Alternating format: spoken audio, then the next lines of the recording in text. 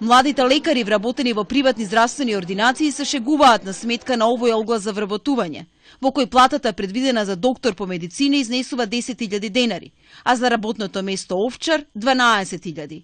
Ваквите споредби сепака не им се многу смешни во секојдневниот живот, бидејќи неголемиот дел од нив работат за плати кои се приближни до оваа сума. За општите лекари, тука значи платата е многу од некој минималец од 150 евро кој што ќе ти ги понудат у некоја помала ординација, па на пример да кажеме до 500 евро ако имаш късмет, така да се изрази. Колку минимат толков късмет? Ја мислам дека малцина. Многу малку наши колеги имаат таков късмет за да ја земат таа плата од 500 евра, например да кажем. За разлика што реков во јавното здравство, каде што тоа е регулирано со некој си колективен договор, каде што имаме некој си минималец од кај што понатаму се тргнува, па доаѓа дежурство, доаѓа додатен труд и така натаму и така натаму. Платите на овие лекари се најниски во помалите места, што се должи на ограничените средства кои ординациите ги добиваат од фондот поради малиот број пациенти. Ваквата ситуација е особено демотивирачка за оние кои во моментов студираат на медицинскиот факултет. Оваа професија може да се работи само ако се сака, велат, но се менува штом почнуваат екзистенцијалните проблеми.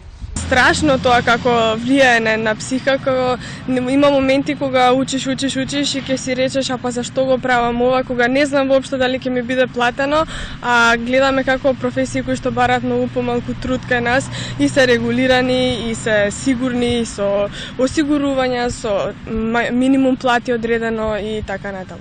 Според лекарите, неопходно е да се утврди минималната плата за овој кадар во приватните ординации. Со проблемот на ниските примања е запознаен и министерот Тодоров, според кој веќе се размислува како да се стимулираат младите доктори. Ние како држава треба да најдеме начин како да најдеме друг модус, да не бидат во таква ситуација да мора да прифаќаат таква недостоинствена плата, која што е многу ниска за недостоинствена во однос на образованието што го стекнале и времето кое што го потрошиле во нивна едукација и во однос на сите останати доктори кои што работат во јавно здравство или во некои други приватни болници. Според Сдруженијето на приватни лекари, статусот на лекарите може да се подобри доколку претходно се исполнат неколку услови.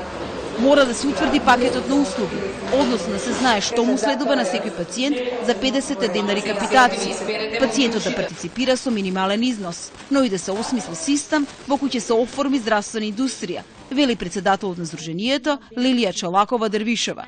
На овој начин според неа ќе се зголемат платите, но и ќе се заштеди здравствениот денар.